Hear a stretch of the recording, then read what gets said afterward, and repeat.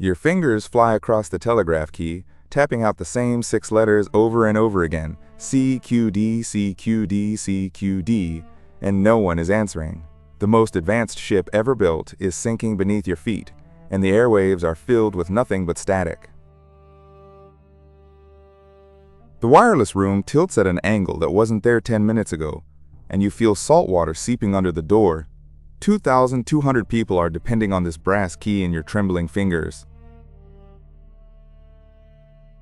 The Carpathia has responded. She's coming, 58 miles away, 4 hours at full steam. You do the math in your head and know with cold certainty that most of the people on this ship will be dead before she arrives. Captain Smith appears in the doorway, water dripping from his white beard, his eyes holding something you've never seen in them before. Acceptance. "Men, you have done your full duty," he says. "You can do no more. Abandon your cabin." But you don't leave. You can't leave, because somewhere out there in the frozen dark, a ship might still be listening. Your fingers keep moving across the key like they have a will of their own. This is the story of how a 25-year-old wireless operator became the voice of the dying Titanic, the last human cry into a void of ice and silence. Let's go back to where it started, before the ice, before the hubris, before the screaming. You discovered wireless telegraphy at 14 when your father brought home a technical journal with an article about a man named Marconi who could send invisible signals through the air. The concept seized your imagination like a fever.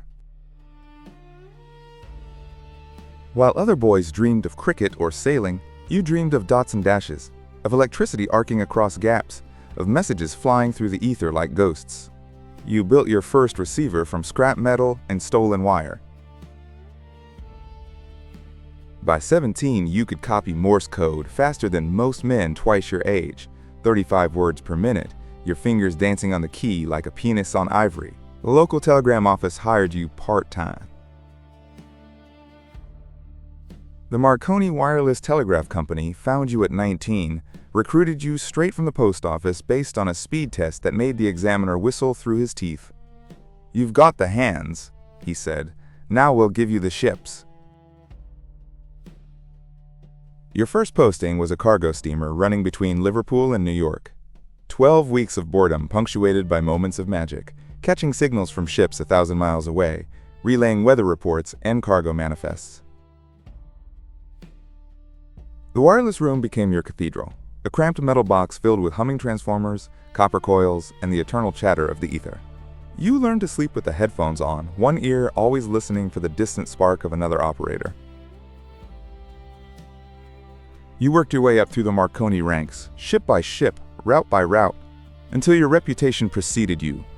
"He never misses a signal," they said. "He never makes a mistake." The Oceanic came next. A White Star Line express steamer, the finest ship you'd ever served on. You learned what it meant to carry first-class passengers, to handle their wireless messages with discretion. Wealthy men sent stock orders across the Atlantic, lovers sent declarations that cost a fortune by the word, and business titans conducted negotiations while lounging in deck chairs. The wireless was no longer a novelty. It was becoming essential. You met Harold Bride on the Oceanic, a junior operator with quick hands and a quicker wit, 5 years younger than you but twice as clever with the technical equipment. You liked him immediately. When the Marconi Company offered you a position on the Titanic's maiden voyage, you actually hesitated. The timing was inconvenient, you were engaged to be married, and your fiancé wanted you home. But the Titanic was the greatest ship ever built. How could you say no to that? How could any wireless man refuse the chance to operate the most powerful Marconi installation ever put to sea? A 5-kilowatt transmitter that could reach ships halfway across the ocean. They told you the Titanic was unsinkable, and you believed them because everyone did. The mathematics seemed to prove it. 16 watertight compartments, any 4 of which could flood without danger. Your fiancée cried at the train station when you left for Southampton, and you promised her it was just one voyage, out to New York and back, 2 weeks at most. You'd be home before the flowers she'd planted had bloomed.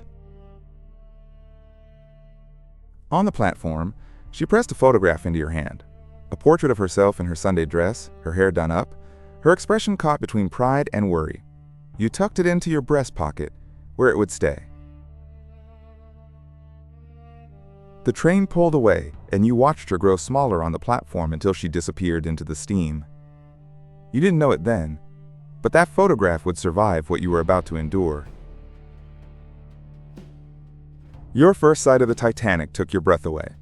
She was a floating city, a steel cliff rising from the Southampton docks, her 4 great funnels reaching toward the sky like the smokestacks of an iron god. 882 feet long, 46,000 tons, and more than enough room for 2,200 souls. You walked up the gangway with your sea bag over your shoulder and felt like a pilgrim approaching a cathedral. The wireless room was everything they'd promised. A suite of compartments on the boat deck, just behind the officers' quarters. The equipment gleamed. A 5-kilowatt rotary spark transmitter, the most powerful commercial installation afloat. You tested the transmitter the moment you arrived, sending a signal that reached 1,500 miles into the Atlantic. The Marconi station at Poldhu in Cornwall replied instantly. The connection was flawless. Harold Bride arrived an hour later, grinning like a boy at Christmas, carrying his equipment bag and a stack of technical magazines. "Jack," he said, "can you believe this? We're gonna make history." You divided the shifts between you, 6 hours on, 6 hours off, around the clock. The wireless never slept, because the passengers never stopped sending messages, and the messages were worth a small fortune in fees. Departure day was chaos and ceremony combined, bands playing, streamers flying, a crowd of thousands on the dock waving handkerchiefs and shouting farewells. You watched from the boat deck and felt the ship's engines rumble to life beneath your feet. As Southampton fell away behind you, you settled into your chair, placed the headphones over your ears, and felt the familiar electric hum of the transmitter. The invisible world of wireless surrounded you like an ocean within the ocean. The first 3 days were a blur of passenger messages, hundreds of them, each one charged at 12 shillings 6 pence for the first 10 words. Stock tips, birthday greetings, love letters, business deals, all of it flowing through your fingertips. Millionaires dictated messages from their staterooms, while their valets waited to deliver replies. You tapped out their words without judgment, translating wealth and privilege into dots and dashes. John Jacob Astor sent a message to his business partner about a real estate deal. Isidor Straus sent birthday wishes to a grandchild in New York. Benjamin Guggenheim inquired about his horses. You worked 12-hour shifts, then 18, then 20, trying to clear the backlog. The passengers had discovered they could communicate while at sea, and their appetite for connection was insatiable. The weather grew colder as you steamed westward, and ice warnings began coming in from other ships. The Caronia, the Baltic, the America. You logged them dutifully and passed them to the bridge.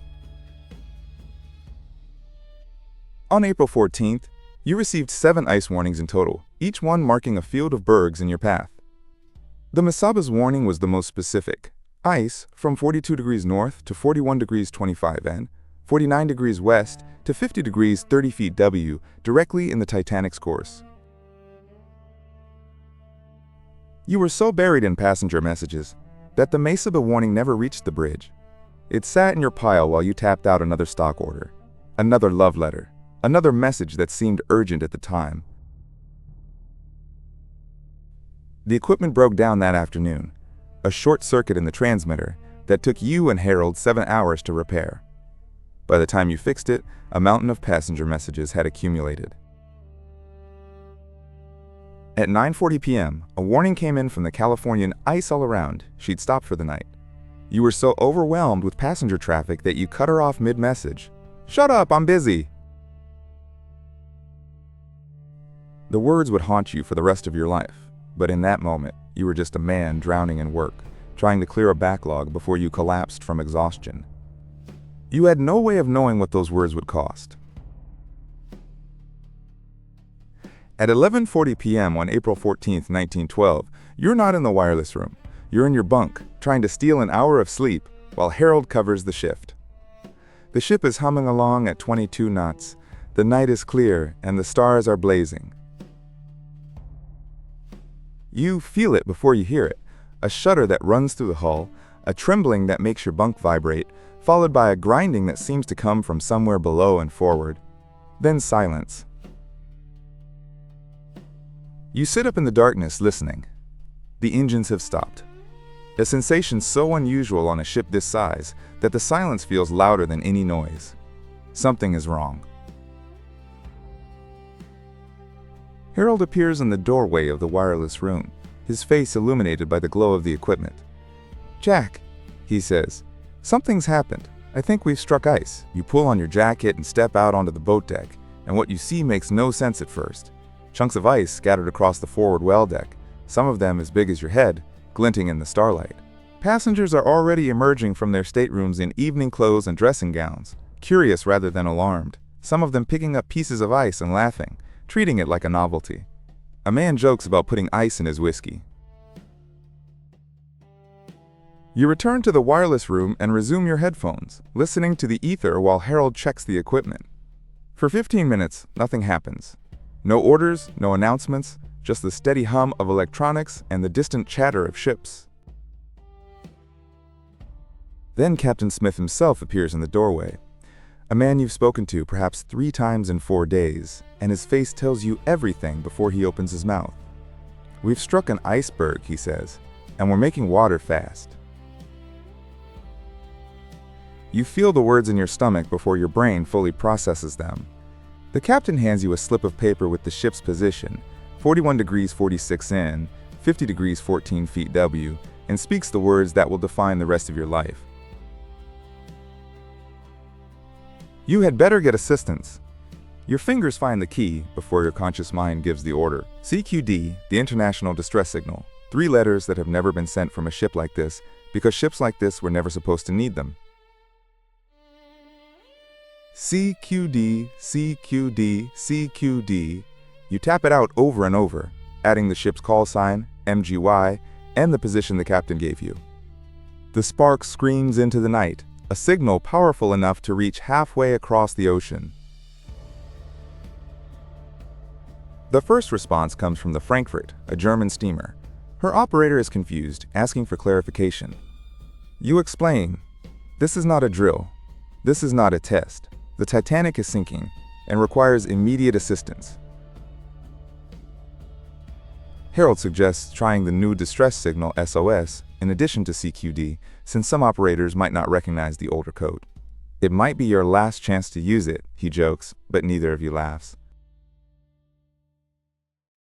You alternate between CQD and SOS, your fingers finding a rhythm that borders on prayer. The ether fills with responses. The Mount Temple, the Carpathia, the Baltic, ships answering, ships calculating distances, ships turning toward your position. The Carpathia's operator, Harold Cottam, responds at 12:25 a.m. He was about to go to bed when he heard your signal. His ship is 58 miles away, 4 hours at full steam. It's the closest response you've received. You relay the news to Captain Smith, who nods slowly, the calculation visible in his eyes. 4 hours. The ship doesn't have 4 hours. Anyone with eyes can see that now, the bow already settling into the water at a visible angle. The wireless room begins to tilt, a few degrees at first, enough to make pencils roll off the desk, then more pronounced as the minutes pass. You wedge yourself against the console and keep sending. Outside, you can hear the sounds of organized chaos. Davits creaking as lifeboats are swung out, officers shouting orders, the band playing ragtime on the boat deck in a surreal attempt to keep passengers calm. First-class passengers are being loaded into lifeboats now, women and children first. And even from the wireless room you can hear women refusing to leave their husbands, arguments erupting, the social order fracturing under pressure. You send updates to the Carpathia every few minutes. Engine room flooded to boilers. "Come as quickly as possible, old man. Our engine room is flooded up to the boilers. The language grows more desperate as the situation deteriorates. A passenger appears in the doorway, a first-class gentleman in evening clothes, his face white, demanding to know why his message to his broker hasn't been sent yet. You stare at him for a full second before Harold ushers him away. The lights flicker, then steady. The ship's generators are still running, still pumping electricity to your equipment, but everyone in the room knows that won't last. When the generators go, the wireless dies. Captain Smith returns at 1:45 a.m., water now visible in the corridor behind him, and releases you from duty. "Men, you have done your full duty," he says. "You can do no more. Abandon your cabin. Now it's every man for himself." But you don't leave. Neither of you does. Harold suggests you should go, save yourselves, and you look at him as if he's suggested you should fly. The wireless is still working, and somewhere out there, someone might still be listening. You tap out one more message to the Carpathia. "Come as quickly as possible, old man. The engine room is filling up to the boilers." The words feel inadequate to describe what's happening. A cathedral of steel folding into the sea. At 2:05 a.m., the captain returns one final time, standing in ankle-deep water, and tells you to save yourselves. This time it's not a suggestion. You both stand, grab your lifebelts, and step out onto the boat deck. What you see will never leave you. The boat completely submerged, the stern rising toward the stars, people streaming toward the back of the ship, the band still playing somewhere in the darkness. The world has become a nightmare. There are no more lifeboats. They've all been launched, most of them only half full because passengers refused to believe the ship was really sinking. You're looking at 1,500 people with nowhere to go but the freezing water. Harold runs toward the rising stern, and you lose sight of him in the crowd. You make your way toward collapsible B, which is being desperately worked free from the roof of the officers' quarters. The deck is tilting so steeply now that people are sliding toward the bow, grabbing at railings, clinging to anything solid. The roar of water somewhere below sounds like a waterfall inside a cave. A wall of water sweeps across the deck without warning, ice cold, black, absolute.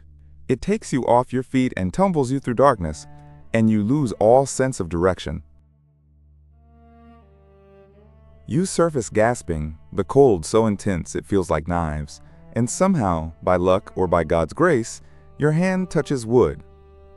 It's collapsible B, floating upside down, and you drag yourself onto its overturned hull. From your perch on the collapsible, you watch the Titanic die. The stern rises to an impossible angle, almost vertical, and hangs there for a moment like a dark finger pointing at the stars. Then it slides straight down. The sound the ship makes as it goes under is something you will never be able to describe. A grinding, rending, cracking roar, the death cry of 46,000 tons of steel tearing itself apart. Then silence, and screaming. The screaming is the worst part. 1,500 voices crying out in the darkness, thrashing in 28-degree water, dying by inches as the cold pulls the life from their bodies. It sounds like a single voice, one great animal howl of agony. You cling to the overturned hull of collapsible B with perhaps 25 other men, standing knee-deep in the frigid Atlantic, your feet and legs already numb. The boat is barely buoyant, sinking a little with every wave. Harold Bride is there. You find him on the far side of the hull, nearly unconscious, his feet crushed during the chaos. You drag him further onto the boat and hold him there, keeping his head above water. Around you in the darkness, the screaming begins to fade. One by one, the voices go silent, not suddenly, but gradually, like a choir diminishing singer by singer. In 20 minutes, there is mostly silence. The cold is beyond anything you've ever experienced. It bypasses pain and becomes something else, a presence, an entity, eating you from the outside in. You stamp your feet on the wooden hull and try to keep the blood moving. A man next to you never learn his name, stops moving at some point in the night. His grip on the hull relaxes and he slips into the water without a sound. No one tries to save him because no one has the strength. You sing to stay alive. Hymns, mostly, because they're the only songs everyone knows. Pull for the shore, sailor. Eternal Father, strong to save. The voices are hoarse and broken, but they're proof that you're still breathing. Second Officer Lightoller takes command of the collapsible, organizing the survivors to lean in unison when waves threaten to capsize the fragile craft. Left, right, a dance of survival on the edge of death. At some point, you look up and see the stars. A canopy of light so brilliant it seems impossible that such beauty could exist in the same universe as this horror. The Milky Way stretches from horizon to horizon like a river of souls. Your hands are so cold you can no longer feel them, but you keep them clenched around the rope you found. If you let go, you'll slide into the water, and if you slide into the water, you'll die. The logic is simple. Around 3:30 a.m., someone spots a light on the horizon. A single point of brightness that seems to grow, impossibly, into 2 points, then more. A ship.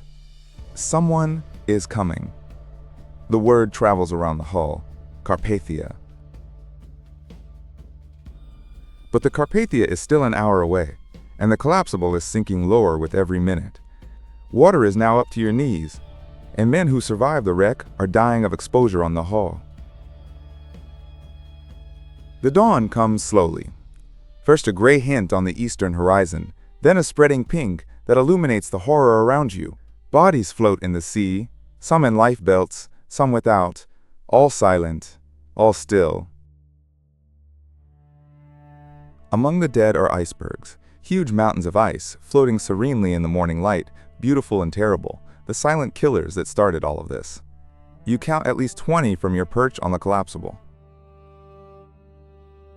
At 4:30 a.m., the Carpathia arrives, a small steamer that has pushed her engines beyond their limits, racing through the ice field at night to reach you. Lifeboats are already being picked up, survivors being hauled aboard. Lifeboat 12 reaches Collapsible B and begins taking off survivors. You help Harold over the side first, then wait as man after man transfers to the boat. When your turn comes, you can barely move your legs. Strong arms pull you into the lifeboat, wrap you in a blanket, and you sit shivering among the other survivors. Perhaps 30 of you from the collapsible, the remnants of a ship that carried over 2,000. The row to the Carpathia takes 20 minutes, and every stroke of the oars feels like a miracle. When you reach the ship's side, you look up at the rope ladder and know you don't have the strength to climb it. They haul you up in a mail sack, too weak to protest, and deposit you on the deck of the Carpathia like a piece of rescued cargo. A steward presses hot coffee into your hands, and you can't feel the cup. For hours, you drift in and out of consciousness in a stranger's cabin, wrapped in blankets, your feet burning as circulation returns. The pain is excruciating, but it means you're alive. When you finally regain your senses, you ask about Harold. He's alive, his feet badly injured, but alive. The relief is physical, a loosening of something that had been clenched inside your chest. You learn the numbers slowly in fragments. 706 survivors out of 208 people aboard, 1,500 dead, their bodies floating somewhere behind you in the North Atlantic, drifting south with the current. The Carpathia's wireless operator, Harold Cottam, has been working non-stop since the rescue began. He's been awake for 36 hours, and he looks at you with eyes that have seen too much. Despite your condition, you offer to help.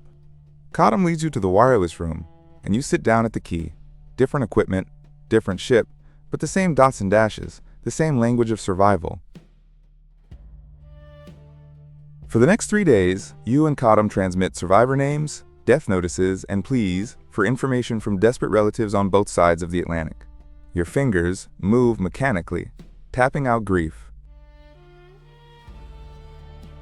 The messages blend together, wives asking about husbands, children asking about parents, business partners asking about millionaires.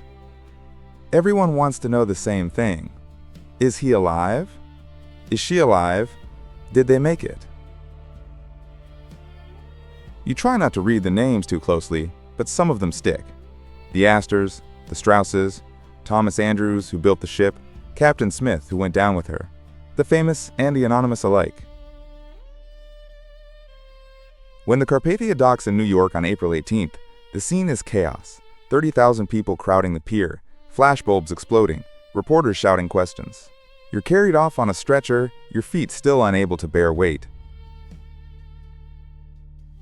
This Senate inquiry begins almost immediately. You testify from a wheelchair, your feet bandaged, describing every ice warning, every message sent and received, every minute of that endless night. They ask you why the Masaba's warning never reached the bridge, and you tell them the truth. You were overwhelmed with passenger traffic. The equipment had broken down. You made a choice that seemed reasonable at the time. The truth is inadequate. The newspapers call you a hero, the man who stayed at his post, who kept sending until the water rose above his shoes. You don't feel like a hero. You feel like a survivor. And there's a difference. Your fiancée meets you at the hospital in New York, and when she sees you, Finn, haunted, your feet wrapped in bandages, she starts to cry. You hold her hand and can't find words for what you've seen. You keep the photograph she gave you at the train station. It survived everything, still tucked in your breast pocket when they pulled you from the sea. You'll carry it for the rest of your life. Years later, when people ask you about that night, you'll tell them about the wireless, the ice warnings, the rescue. But you won't tell them about the screaming, the silence that followed, the stars that watched it all with absolute indifference. You lived when 1500 died, and every dot and dash of your life after that night is borrowed, a message sent into the void, hoping for an answer that will never fully come. You survived the Titanic, but a part of you will always be listening for signals from that night.